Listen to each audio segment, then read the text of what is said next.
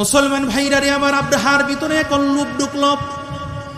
লোভের কারণে আব্রাহা এখন নাজ্জাশীর কাছে গিয়ে বলেন, আমার দেশ তো পুরাটা এখন ক্ষতিগ্রস্ত দেশ, টাকা পয়সা কোনো কিছু নাই, মোটা অঙ্কের ফান্ডিং দিবেন, মোটা অঙ্কের টাকা দিবেন, আমার দেশকে আমি নতুন করে সাজাবো।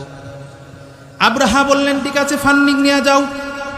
মোটা অঙ্কের নিয়ে আব্রাহা চলে আসলেন। আইসা দিন রাত 24 ঘন্টা এখন দেশের উন্নয়নমূলক কাজ করে, দেশের কাজের মধ্যে নিয়োজিত আছে। 24টা ঘন্টার ভিতরে খানা নাই, ঘুম নাই, সারা দিন ধরে তিনি কাজ করেন, দেশের কাজ। সারা দিন ধরে দেশের উন্নয়নমূলক কাজগুলো করেন। দিন রাত এমন করতে করতে সময় চলে এসেছে জিলহজ মাস। আর জিলহজ মাস যখন আসে, তামাম পৃথিবী থেকে মানুষগুলো দলে দলে কাবার দিকে ছুটতে থাকে, খানায় কাবার গিলাফে ধরে দোয়া করার জন্য। দলে দলে মানুষগুলো চলে যায় খানায় কাবায়। তখন ইয়ামেন থেকে, যেহেতু আরবেরই একটা দেশ, জিলহজ মাস হইল, দলে দলে মানুষগুলো খানায় কাবার দিকে ছুটতে আরম্ভ করেছে।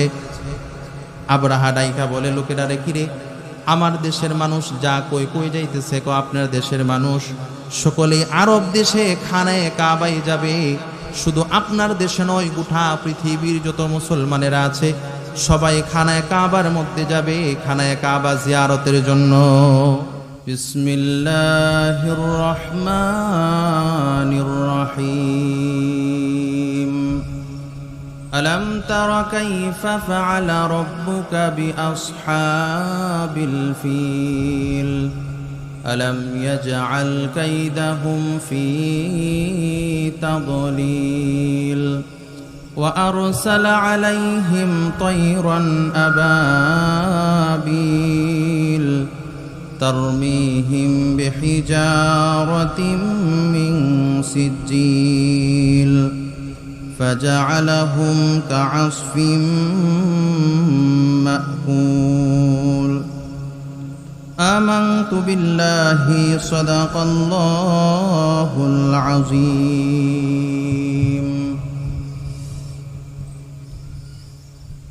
اللهم صل على محمد وعلى آل محمد كما صليت على إبراهيم وعلى آل إبراهيم إنك حميد مجيد اللهم بارك على محمد وعلى آل محمد كما باركت على إبراهيم وعلى آل إبراهيم إنك حميد مجيد بلغ العلا بكماله كشف الدجى بجماله حسنت جميع خصاله صلوا عليه وآله الحمد لله অধ্যকার আজকের মাহফিলের সম্মানিত সভাপতি, উপস্থিত আছেন বাবার সমতুল্য মুরব্বী বাবাজিরা,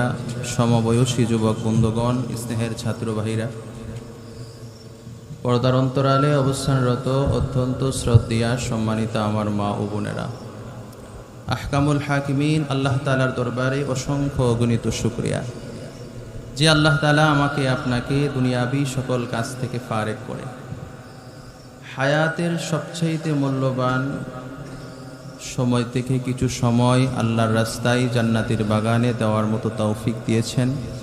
শুকরিয়া আদান সকলে পড়ি আলহামদুলিল্লাহ। আমি আপনাদের সামনে বহুল পঠিত একখানা সূরা তেলাওয়াত করেছি। চেষ্টা করব এই সূরাকে সামনে নিয়ে ভূমিকা ছাড়া সরাসরি সূরা থেকে আলোচনা করতে। এই সূরার প্রথম আয়াতে আল্লাহ বলেন, আলাম তারা কাইফা ফাআলা রাব্বুকা বিআসহাবিল ফিল।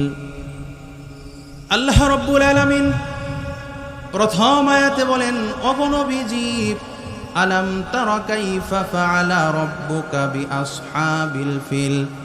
ওগো নবীজি, আপনি কি দেখেন নাই আপনার রব আসহাবে ফিলের সাথে অর্থাৎ হস্তি বাহিনীর সাথে কি ধরনের আচরণ করেছিল? আল্লাহ রাব্বুল আলামিন আয়াতের শুরুতেই বলেন, হে নবী, আপনি কি দেখেন নাই আপনার রব আসহাবে ফিলের সাথে কি ধরনের আচরণ করেছিল? এক নম্বর প্রশ্ন হলো, আসহাবে ফিল কারা ছিল? কোথায় থেকে এসেছিল, কোন জায়গায় এসেছিল, কি কারণে এসেছিল, আর আল্লাহ তাদের সাথে কি ধরনের আচরণ করেছিল, এই কথাগুলো আল্লাহ সূরার ভিতরেই বলেছে। কয়েকটা প্রশ্ন। 1 নম্বর প্রশ্ন আসহাবি ফিল কারা, 2 নম্বর হলো কোথায় থেকে এসেছিল, কোন জায়গায় এসেছিল, কেন এসেছিল, আল্লাহ কি আচরণ করেছিলেন। এই বিষয়গুলা বুঝলেই আমার আলোচনা আজকের মতো শেষ। আরব ভূখণ্ডের সবচাইতে শেষ দেশ যেটা, সেটার নাম হলো ইয়ামেন। আজকের পৃথিবীতেও ইয়ামেন বলেই চিনে। আফ্রিকার মহাদেশের শেষ দেশের নাম হলো আবিসিনিয়া, আজকের পৃথিবীতে যার নাম হলো ইউথোপিয়া। তদানীন্তন সময়ে ইয়ামেনের বাদশার নাম ছিল ইউসুফ জুনওয়াজ। আমেলাকা গোত্রের সর্বশেষ এবং সর্বকনিষ্ঠ বাদশা ছিলেন ইউসুফ জুনওয়াজ। আর আবিসিনিয়ার বাদশা ছিলেন বাদশা নাজ্জাশী, সেটা ছিল আফ্রিকার দেশ। তুলনামূলকভাবে ইয়ামেনের তুলনায় আবিসিনিয়া ছিল বড়র দিক দিয়া ইয়ামেন থেকে 6 গুণ বড়। ইয়ামেনের 6টার সমান একটা রাষ্ট্র, তার নাম হলো আবিসিনিয়া, কিন্তু দেশ ছিল পাশাপাশি দেশ। যেমন আমরা বাংলাদেশ আর ভারত খুব পাশাপাশি, কিন্তু দেশের বুদ্ধিগত দিক দিয়া বিবেচনা করলে দেখা যায় যে বাংলাদেশ ভারতের তুলনায় 11 ভাগের 1 ভাগ, মানে বাংলাদেশের 11টার সমান হলো ভারত। তো তদানীন্তন সময়ে ইউসুফ জুনওয়াজ যে বাদশা ছিলেন, সে ছিল মুশরিক। তার কথাও আল্লাহ কোরআনের ভিতরে তার অত্যাচারের কথাও বর্ণনা করেছেন। অত্যাচার বললে অনেক দিক লম্বা হয়ে যাবে, এই সম্পর্কে আলোচনা আজকে করা যাবে না। এমন অত্যাচার করত যে বিশাল করে গর্ত করে এখানে তেল দিয়া জীবন্ত মুসলমানকে আগুনে পোড়াইত, জীবন্ত মানুষকে আগুনে পোড়াইত। এমন ভাবে যখন লাগাতার লম্বা সময় ধরে অত্যাচার করে, একদল মুসলমান হযরত ঈসা নবীর উম্মত তারা। আর এই ঘটনার মূলত আমাদের নবীজি সাল্লাল্লাহু আলাইহি ওয়াসাল্লাম জন্মের 50 কিংবা 49 দিন আগের এই সূরার ঘটনা। তো এখান থেকে একটা কাফেলা, একদল মানুষ পার্শ্ববর্তী দেশ আবিসিনিয়ায় চলে গেছে। আবিসিনিয়ায় গিয়া বাদশা নাজ্জাশীর কাছে অবজেকশন দাঁড়ায় করে বলেন যে আমাদের বাদশা যেইভাবে মুসলমানদেরকে হত্যা করতেছেন, এইভাবে যদি মুসলমানকে মারতে থাকে তাহলে মুসলমান শূন্য হয়ে যাবে ইয়ামেন। এই কথা বলার পরে আপনার কাছে আশ্রয় চাই, পাশাপাশি আপনি একটা কিছু করেন, কারণ আপনার দেশ বড়। আবিসিনিয়ার বাদশা নাজ্জাশী তদানীন্তন সময়ে সাথে সাথে সেনা যারা ছিল প্রশাসনিক সবাইকে ডাকাইলেন। ডাকাইয়া বলতেছে, আমার মন চাই যে পার্শ্ববর্তী দেশ ইয়ামেন, এখানে মুসলমানদের উপর চরম পর্যায়ের অত্যাচার হচ্ছে, তাদেরকে গণহত্যা চলতেছে। আমার মনটা চাই আপনারা কারা আছেন এই দেশটাকে আমার দেশের আওতাধীন নিয়ে আসবেন। সেনাবাহিনী থেকে 2 জন মেজর জেনারেল 2 জন হাত তুললেন যে আমরা 2 জন যাব। তাফসীরের ভাষায় একজনের নাম বলা হয় আরবাত অথবা আরিয়াত, আরেকজনের নাম হলো আবরাহা। ওনাদের স্বেচ্ছায় দাঁড়াইলেন, 2 জনকে সাথী দিয়ে আরো সেনাবাহিনী দিয়ে ইয়ামান পাঠাইলেন। সকাল থেকে নিয়ে দুপুর পর্যন্ত যুদ্ধ করার পরে দেখা গেল দলে দলে ইয়ামেনের মানুষ তাদের সাথে আত্মসমর্পণ শুরু করছে। কারণ এক তো বাদশার সাথে আগে থেকেই জনগণের মন ভালো না, তাদের পক্ষের লোক না, তারা অত্যাচার করে, অত্যাচারী বাদশা। এরা চায় যে নতুন কোনো ব্যক্তির হাতে দেশ চলে যায়, এই জন্য তারা আগের থেকে আত্মসমর্পণ করছেন। দুপুর আসতে আসতে বাদশা নিজে পলায়ন করছেন। 2টা বর্ণনা, একটা বর্ণনায় পাহাড় থেকে ঝাঁপ দিয়ে আত্মহত্যা করছেন, আরেকটা বর্ণনায় সমুদ্র পথে যাওয়ার সময় সমুদ্রের পানিতে ডুবে মারা গেছেন। ইউসুফ জুনওয়াজ অত্যাচারী পাপিষ্ঠ বাদশা। এখন দেশ চলে আসছে পুরাটা মুসলমানদের হাতে।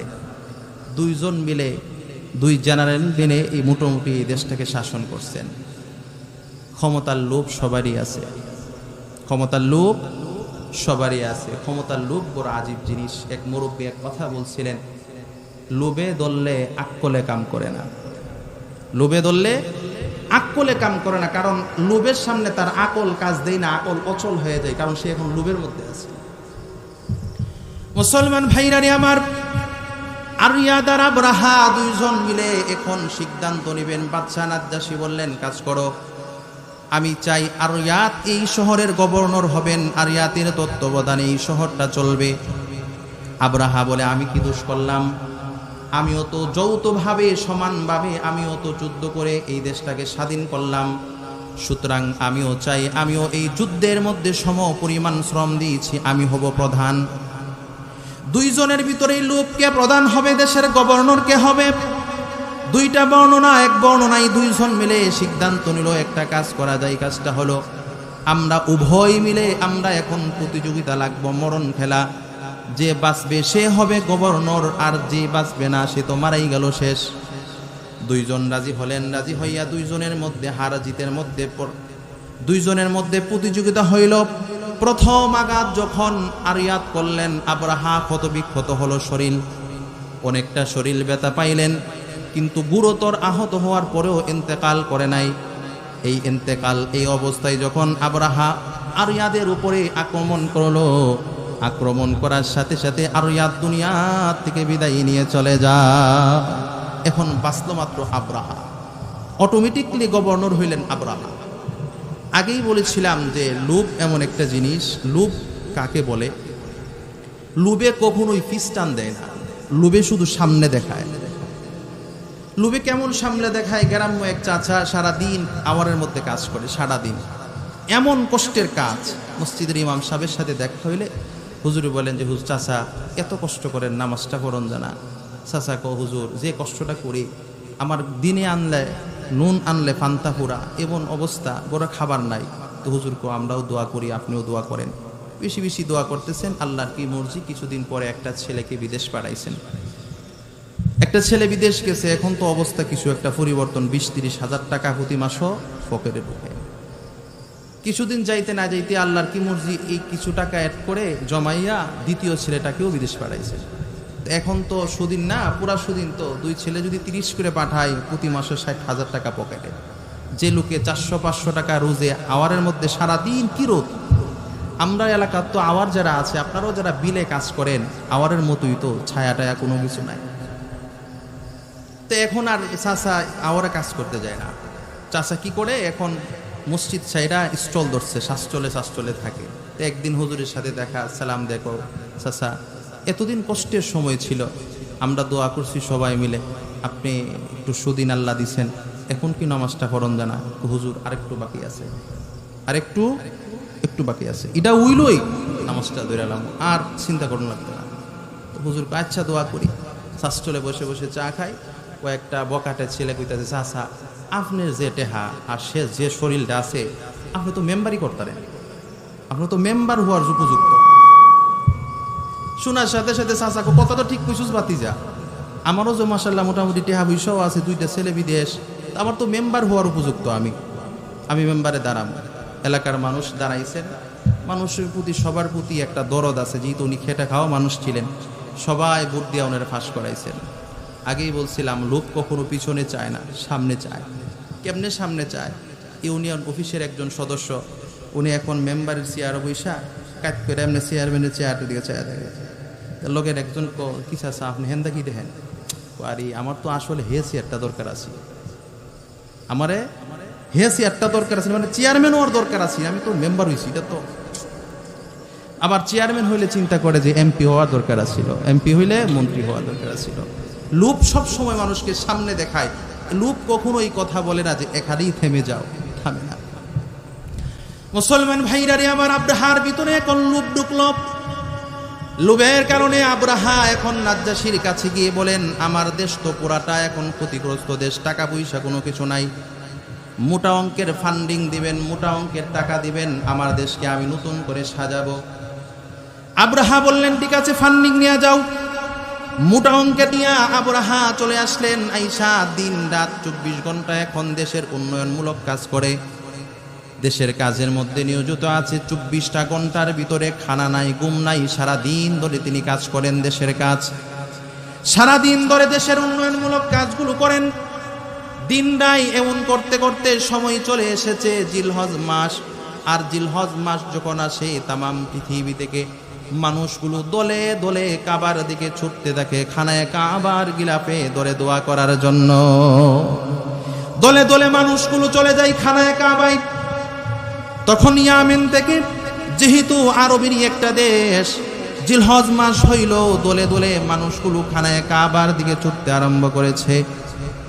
আবরাহা ডাইকা বলে, লোকেরা রে কিরে, আমার দেশের মানুষ যা কই কই যাইতেছে, কো আপনার দেশের মানুষ সকলেই আরব দেশে খানায় কাবায় যাবে, শুধু আপনার দেশে নয়, গোটা পৃথিবীর যত মুসলমানেরা আছে সবাই খানায় কাবার মধ্যে যাবে খানায় কাবা জিয়ারতের জন্য। সবাই যাবে খানায় কাবায়। তো এখনো কোনো দলমত নাই। তাম পৃথিবীতে অসংখ্য দল আছে, গ্রামে গ্রামে দল, বাড়িতে বাড়িতে দল, কেউ খারইয়া, কেউ বয়া, কেউ নাভির নিচে হাত বাঁধে, কেউ বুকের উপরে হাত বাঁধে, কেউ আবার ছায়রা নামাজ পড়ে। কিন্তু কাবার সামনে গেলে কোনো দল নাই। কাবার সামনে সব ধরনের লোক আছে, ঠিক কিনা? সব ধরনের লোক আছে। যারা কাবায় গেছেন দেখবেন এখানে দরণ্যাও আছে, সারণ্যাও আছে, বুকেও আছে, নাভিতেও আছে, বুকের উপরেও আছে, সব জায়গার লোক আছে, এখানে কেউ নাই, সব ধরনের লোক। আমাদের হুজুর, আমাদের উস্তাদ আমাদেরকে একটা কথা শোনাইছিলেন যে, হুজুর আমি গেছি, আমার সাথে কাফেলা নিয়ে হজ্জে গেছি, আমার গ্রামের এক মুরব্বী মানুষ, সহজ সরল মানুষ, তিনি গেছেন। তো তিনি আমার এই পাশে দাঁড়াইছেন, উনি আমার সাথে এই পাশে দাঁড়াইছেন, আমি এই পাশে দাঁড়াইছি। উনার পরে জিলা কি রইল, আফ্রিকান একজন মানুষ 7 ফুট লম্বা, যেমন লম্বা এমন শরীর। উনি দাঁড়াইছেন ওইখানে মুরব্বী, আমি এখানে। তো ইমাম সাহেব আল্লাহু আকবার বলছেন, আমি নিয়ত বানছি, চাচাও নিয়ত বানছে। উনি যে আল্লাহু আকবার করে হাত ছাইরা দিছে, আল্লাহু আকবার বইলা হাত ছাইরা দিছে। উনি চাচা তো দেখছেন যে উনি যে হাত ছেড়ে দিছে, উনি চাচা কি করে, একটু করে হাতটা টান দিয়ে টান্দা উনার বহু দেয়, টান্দা উনার বহু দেয়, উনি দে বুকে উনি ছাইড়া দেয়। তো হুজুর আমি তো দেখতেছি উনি যে হাত টানাটানি করতেছেন নামাজের মধ্যে, 2-1 টান দেওয়ার পরে উনি তো মাস কত বড় লোক, উনি শক্তিশালী লোক, উনি শুধু ইতা করছে, আমারে লয়া 3 জন লয়া পড়ছে হেনে গিয়া। এই মুরব্বী তো এমন সেটা সেও কুইটা আইসা এসে কইতাছে, গীতা এর কিরে তোরে বালার লাগি নামাজের কথা কই, হজ করতে আইসোস, নামাজ শিখছোস না। মানে উনি বাংলাতে যা কোয়ার, মানে উনার যা বলতে পারে সব ইচ্ছা মতো বলতে, তোর নামাজ হয় না, তোর কেন কিছু হজ করবার লিগে আসি না, তুই বেটা তুই দরস না, সারা জীবন ধরে নামাজ পড়েছি, দাড়ি ভাই এলাইছি নামাজ পড়তে, মানে উনি যা বলার বলতেছেন। তো হুজুরে দেখে যে অবস্থা, এক ধাক্কায় এই অবস্থা, উনি যদি চড়তার ফামারে মুরব্বী মানুষ জাগার মধ্যে ঠান্ডা হয়ে যাবো গা। তো হুজুর কাবি নিয়ত ছাইরা দিয়ে ছাইরা ওনারা ধইরা, চাচা আপনি এদিকতে আসেন, উনি যেভাবে পড়তেছেন এভাবেও নামাজ হয়। এই কথা কোয়ার সাথে সাথে তোমরা মুন্সিরাই ভেস্তা গাইছো, এতক্ষণ আসিল ওই বিদেশির সাথে, এখন কি তোমরা মুন্সিরাই সব পেস তোমরা লাগাইছো, তোমরাই হিরাকেও এক সময়, হিরাকেও এক সময় সারা জীবন নামাজ পড়ছি হাত ধইরা, এবার হাত ধরে না কয় এবার নামাজ হইব, তোমরাই ভেস্তা গাইছো। চাচা ইতা ওয়াজ পরে কইরেন, আগে আপনি এদিক দিয়ে আসেন, এদিক দিয়ে এসে নামাজ পড়েন। মূল কথা হলো কাবার চত্বরে গেলে সব ধরনের লোক পাওয়া যায়।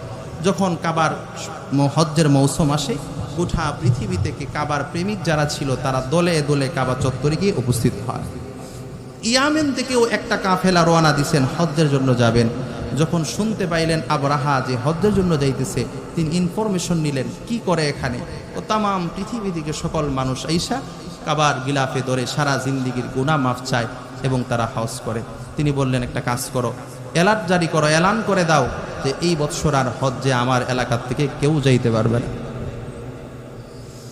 আবরাহা এলান জারি করে দিলেন, এই বৎসর আর আমার এলাকা থেকে একটা লোক হজ্জের জন্য যাইতে পারবে না, আমার এলাকার একটা লোকও যাইতে পারবে না। কিন্তু রাষ্ট্রপ্রধানের এলান অমান্য করার কোনো সুযোগ নাই, অমান্য করার মতো কোনো সাহসও কারো নাই। কিন্তু কাবা প্রেমিক যারা ছিল, যাদের অন্তরের ভিতরে কাবার মোহাব্বত ভরপুর করা আছে, ওই মানুষগুলো সারাদিন ধরে এই চিন্তাই করে, হাইরে প্রতি বৎসর হজ্জের সময় আমরা কাবার গিলাফে ধরে কান্নাকাটি করে এই বৎসর মন হয়ে যাওয়া হবে না। তিনি চিন্তায় পড়ে গেলেন। প্রতিটা মানুষ চোখের পানি ফালাইয়া কান্নাকাটি করে আর চিন্তা করে, হাইরে এবছর ফালাইয়া হাতির মুখের মধ্যে দরিয়া কানে কানে বলে, খেরে হাতি তুই হলো একটা প্রাণী, তুই বেশি কিছু জানো না, তুমি জানো নি কোথায় যাইতেছো, তুমি কি কাজের জন্য যাও, তুমি আল্লাহর ঘর খানায় কাবা ভাঙ্গার জন্য তুমি যাইতেছো, ভালো কোনো কাজের জন্য না। এরে তোমাকে দিয়ে আল্লাহর ঘর খানায় কাবা ভাঙতে যায়, এখন একমাত্র তোমরাই পারো। যদি এখানে কাবার পর্যন্ত পৌঁছো তাহলে তোমাদের হাত দিয়া খানায় কাবা ভেঙে ফেলবে। যখন মাহমুদ নামের সেই হাতিটাকে বলল, কাবার অদূরে আসার সাথে সাথে ওই হাতিটা চরণভূমি যেখানে পশু পাখিগুলাকে খাবারের জন্য দিয়েছে এই জায়গায় আইসা আর যাইতে চায় না।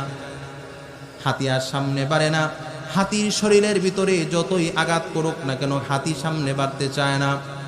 আঘাত করতে করতে বর্ণনায় পাওয়া যায়, তাফসিরের মধ্যে মুফাসসির হযরতরা লেখেন, হাতির মাথা দিয়া রক্ত পর্যন্ত আসতেছিল, কাবার দিকে আর এক কদমও বাড়তে চায় না। যখনই পিছনের দিকে যাইতে বলে, অন্য যে কোনো দিকে যাইতে বললে তিনি উঠে চলে যায়, কিন্তু কাবার দিকে যাইতে চায় না। অবাক হয়ে গেলেন আব্রাহা, বললেন এখানে আপাতত খুঁটিকারক। একজন লেখককে বললেন আমার বরাবর একটা লেখনী লেখক। খানায়ে কাবার পাশে চরণভূমিতে যেখানে রাখলেন, একজন লেখককে রাইখা বলে, শোনো, তোমরা একটা আরববাসীদের উদ্যোগে একটা লেখনী লেখো। এক নম্বর লেখো, আমরা তাদেরকে কোনো আক্রমণ করার জন্য আসি নাই। আমাদের টার্গেট হলো খানায়ে কাবা। আমরা কাবা শরীফের কাছে যাব, যাওয়ার পরে খানায়ে কাবা ভেঙ্গে আমরা চলে যাব।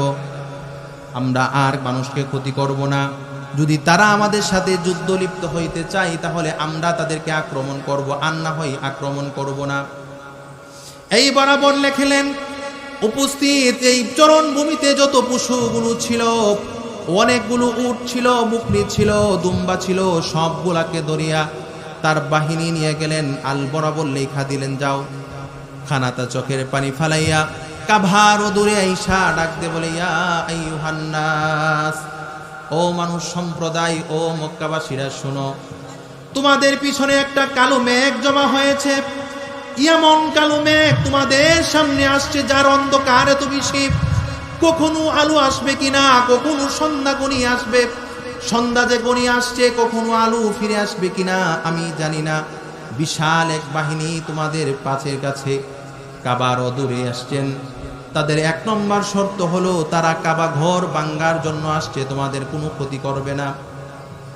তোমরা যদি তাদেরকে আক্রমণ করো তারা তোমাকে আক্রমণ করবে, আর যদি তোমরা আক্রমণ না করো তাহলে তোমাদেরকে কোনো আক্রমণ করবে না, তারা কাবা ঘর ভেঙ্গে চলে যাবে। কোথায় আব্দুল মুত্তালিব, খানায়ে কাবার মুতাওয়াল্লি, খানায়ে কাবার মুতাওয়াল্লি নবীজি সাল্লাল্লাহু আলাইহি ওয়াসাল্লামের দাদা আব্দুল মুত্তালিব ছিলেন। আব্দুল মুত্তালিবকে ডাইখা বলে, এই তোমার বরাবর এই কথাগুলো বলেছে, তুমি দেখা করার জন্য বলেছে। আব্দুল মুত্তালিবের 200 উট ছিল সেই চরণভূমিতে, সেটাও নিয়ে গেল তারা। আব্দুল মুত্তালিব তাড়াতাড়ি করে এখান থেকে আব্রাহার সাথে দেখা করার জন্য গেলেন। আব্রাহার সামনাসামনি বৈশা তিনি দেখা করে, আব্দুল মুত্তালিব নবীজির দাদার দৈহিক এমন সুন্দর গঠন ছিল, তার চেহারার গঠন এমন ছিল যে আব্দুল মুত্তালিবকে দেখা মাত্রই যে কোনো মানুষ সম্মান দিতে বাধ্য হতো। তাকে দেখার পরে কিছু মানুষের শরীর গঠন, বাচন ভঙ্গি এত চমৎকার যে সম্মান দিতে বাধ্য করা হয়। নবীজি সাল্লাল্লাহু আলাইহি ওয়াসাল্লামের দাদা তো, তার শরীরের বাচন ভঙ্গি এমন এত চমৎকার যে দেখার সাথে সাথে সম্মান দিতে বাধ্য হয়। আব্রাহার সামনে গিয়ে উপস্থিত হইলেন। খুব লম্বা ঘটনা, সময় খুব স্বল্প, অল্প করে আপনাদেরকে ছোট্ট করে বলে ফেলি। যখন আব্রাহার সামনে উপস্থিত হইলেন, যে আসনে ছিল, আব্রাহা সেই আসন ছাড়িয়া তার সাথে সমতল ভূমিতে বসলেন। বৈশা বলেন, আপনি আব্দুল মুত্তালিব? কহা। আপনি কি কাবার মুতাওয়াল্লি? কহা, আমি কাবার মুতাওয়াল্লি। বলেছেন যে আমি তো কাবা ভাঙ্গার জন্য আসছি। তা আব্দুল মুত্তালিব বললেন, কাবা ভাঙ্গার জন্য আসছেন সেটা আপনার ব্যক্তিগত ব্যাপার, আমি একজন কাবার খাদেম, কাবার মালিক আমি না। তবে হ্যাঁ, আপনার লোকেরা আমার 200 চরণভূমিতে 200 উট ছিল, এই উটগুলো নিয়ে গেছেন, আপনি আমার উট দিয়ে দেন, আমি চলে যাই। আব্রাহা বললেন, আপনার কথার সাথে কাজের মিল পাইলাম না। আপনি হলেন কাবার মুতাওয়াল্লি হওয়ার পরেও আপনি কিভাবে কাবার কথা না বলে আপনি নিজের উটের কথা বললেন? আব্দুল মুত্তালিব নবীজি দাদা চমৎকার কথা বললেন যে কাবার মালিক আমি নয়, কাবার মালিক আল্লাহ। যার মালিক যে কথা বলবে তার, আমি হলাম উটের মালিক, আমি উটের জন্য আসছি, কাবার মালিক তো আমি না, আমি তো খাদেম।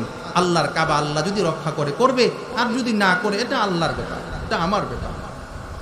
আব্রাহা কথায় মুগ্ধ হয়ে বললেন, ঠিক আছে, তার 200 উট দিয়ে দাও।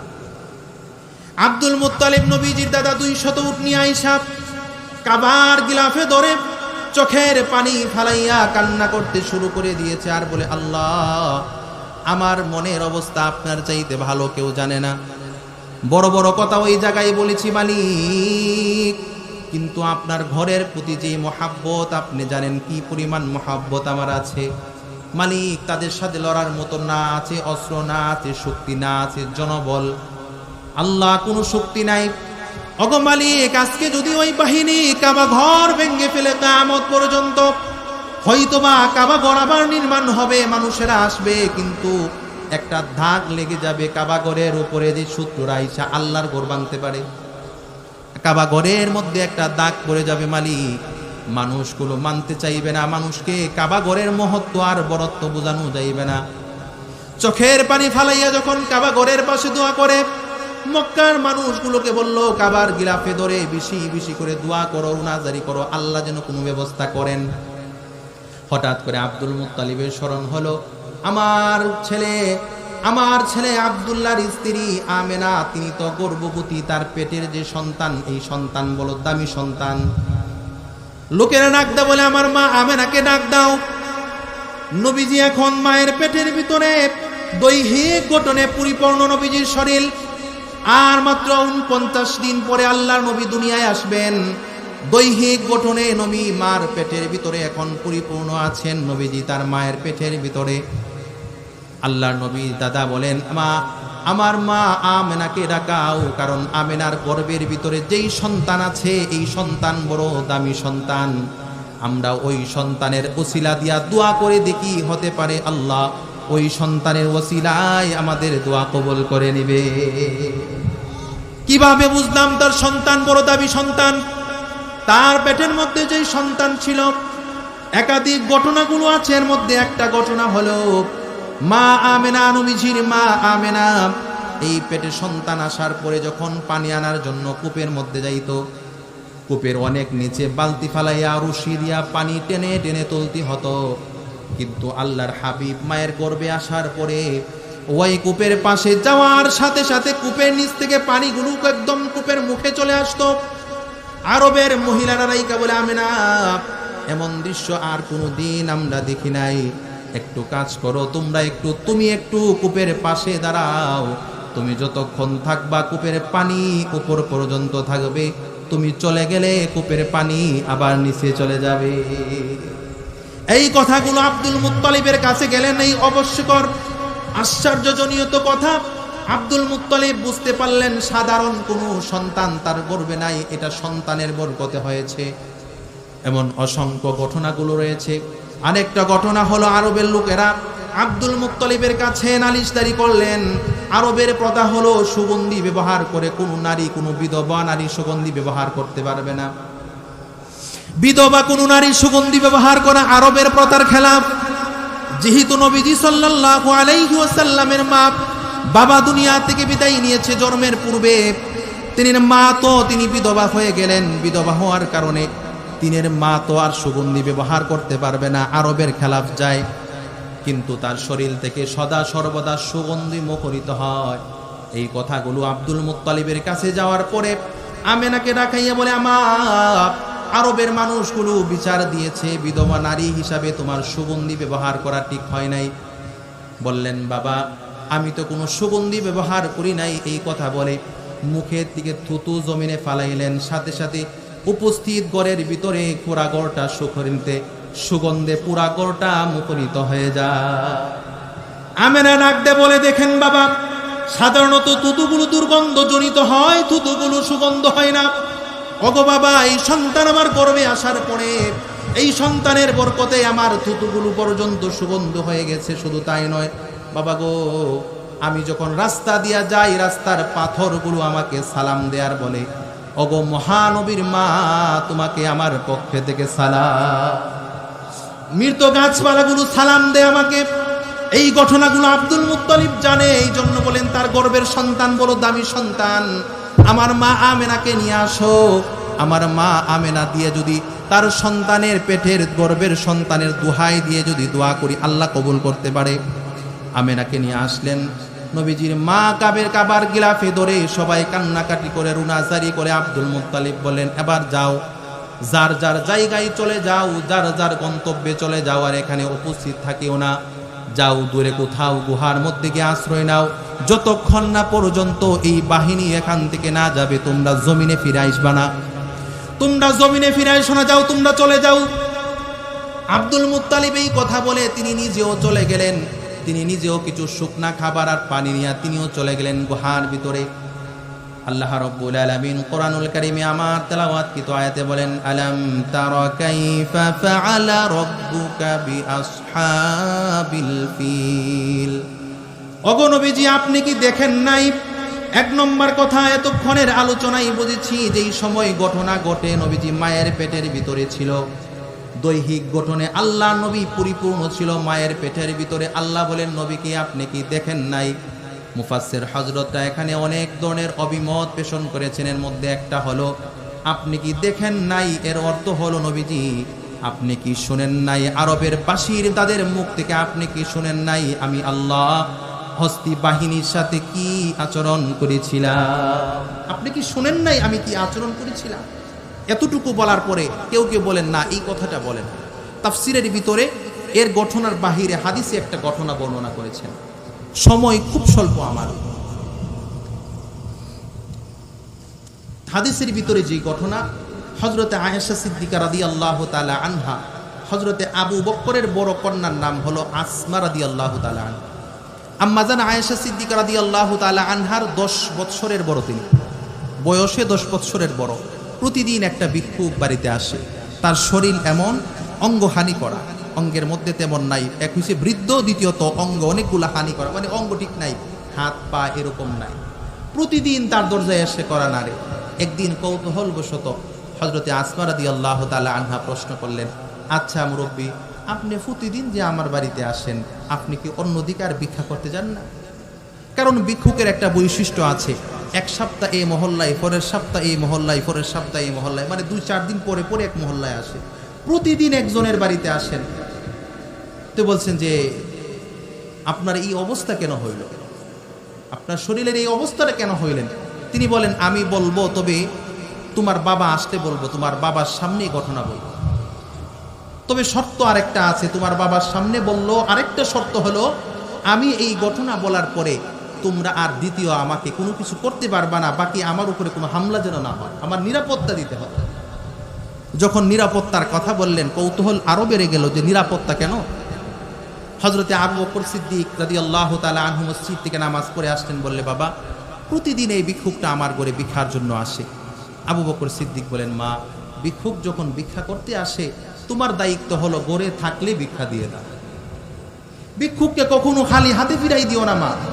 ভিক্ষুক তো এমনিতেই কোনো মানুষ কারো কাছে হাত পাতে না, মানুষ যখন অপারগ হয় তখনই হাত পাতে।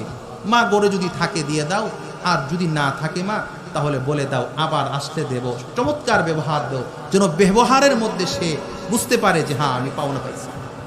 ভিক্ষুকের সাথে খারাপ ব্যবহার করবে না, দিতে পারলেও এগোরে যাও, হেগোরে যাও, মাফ করো, এই ধরনের কথা না। ভাই এখন আমার কাছে নাই, আবার আসলে আমি আপনাকে অবশ্যই ইনশাআল্লাহ।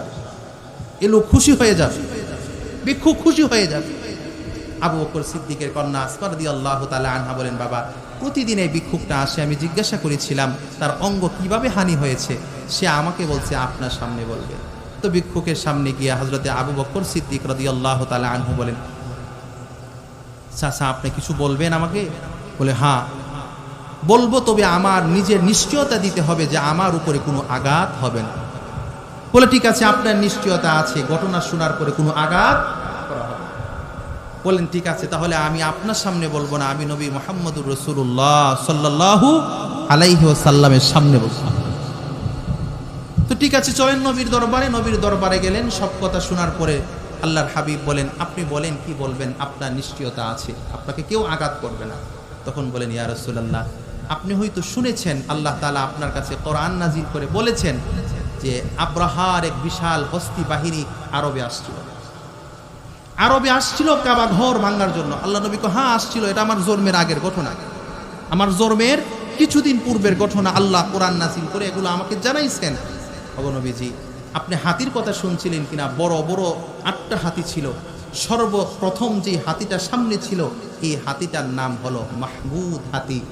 এই হাতিটার প্রতিটা হাতি পরিচালনার জন্য একজন কারিগর দরকার লাগে। ওইখান থেকে বাদশা নাজ্জাশী প্রতিটা হাতির জন্য ট্রেনিং প্রাপ্ত কারিগর দিয়ে দিয়েছিলেন। আমি ছিলাম ওই মাহমুদ হাতির কারিগর, আমি ছিলাম ওই মাহমুদ হাতির কারিগর। আল্লাহ নবী এই কথা বলার সাথে সাথে আল্লাহর হাবিব এই আয়াত পড়লেন, আলাম তারা কাইফা ফাআলা রাব্বুকা বিআসহাবিল ফিল। আল্লাহর নবী ডাক দিয়ে বলেন, সাহাবীরা, আল্লাহ যে আমাকে বললেন, হে নবী আপনি কি দেখেন নাই? অথচ আমি ওই সময় ছিলাম না। আল্লাহ তাআলা বললেন, নবী আপনি কি দেখেন নাই? আল্লাহ তাআলা ওই ঘটনা বর্ণনার মধ্যে দিয়ে আমাকে ঘটনাগুলো দেখিয়ে দিয়েছে এবং জানিয়ে দিয়েছে, অগনবীজি আপনি কি দেখেন নাই? অর্থাৎ হলো আপনার ঘটনাগুলো আপনার চোখের সামনে আমি আল্লাহ গঠাই দিলাম, আর এই হস্তি বাহিনীর সাথে কি আচরণ করেছিলাম তার কথাও ওই ব্যক্তির জবান দিয়ে আমি আল্লাহ শোনাই দিয়েছি। আল্লাহ তাআলা সেই কথাগুলো বললেন। হস্তি বাহিনী আসলেন কাবার চত্বরে আক্রমণ করার জন্য। আল্লাহ তাআলা পরের আয়াতে বলেন, আলাম ইয়াজআল কাইদাহুম ফি তাদলিল। আল্লাহ রাব্বুল আলামিন বলেন, আমি আল্লাহ ওই হস্তি বাহিনীর যেই চক্রান্তগুলো ছিল এই চক্রান্তগুলো নস্যাৎ করে দিয়েছি। 3 নম্বর আয়াতে আল্লাহ বলেন, ওয়া আরসালা আলাইহিম তায়রান আবাবিল। আমি আল্লাহ যাকে যাকে পাখিগুলো পাঠিয়েছিলাম, যাকে যাকে ওই পাখিগুলো আইসা পাখিগুলোর পায়ের মধ্যে আমি আল্লাহ কঙ্কর দিয়েছিলাম, কঙ্কর বিশিষ্ট ছোট ছোট পাথর দিয়েছিলাম। ওই পাথরের আঘাতে আমি আল্লাহ রাব্বুল আলামিন আসহাবে ফিলের বিশাল বাহিনীকে আমি আল্লাহ ধ্বংস করে দিয়েছি। বিশাল বাহিনীকে আমি আল্লাহ এই পাখির হাতের মধ্যে যে পাথর দিয়েছিলাম, কঙ্কর বিশিষ্ট ওই পাথর দিয়ে আমি আল্লাহ মূলত এই বাহিনীকে ধ্বংস করেছিলাম। খুব লম্বা আলোচনা, আরো আলোচনা রয়ে গেছেন, হুজুররা চলে আসছেন। আল্লাহ তাআলা যেই কথাগুলো বললাম, কথার উপরে আমি সহকারে আপনাদের সকলকে নবীর সুন্নতের উপরে জিন্দেগি করার তৌফিক দান করেন। সকলে করি আল্লাহুম্মা আমিন।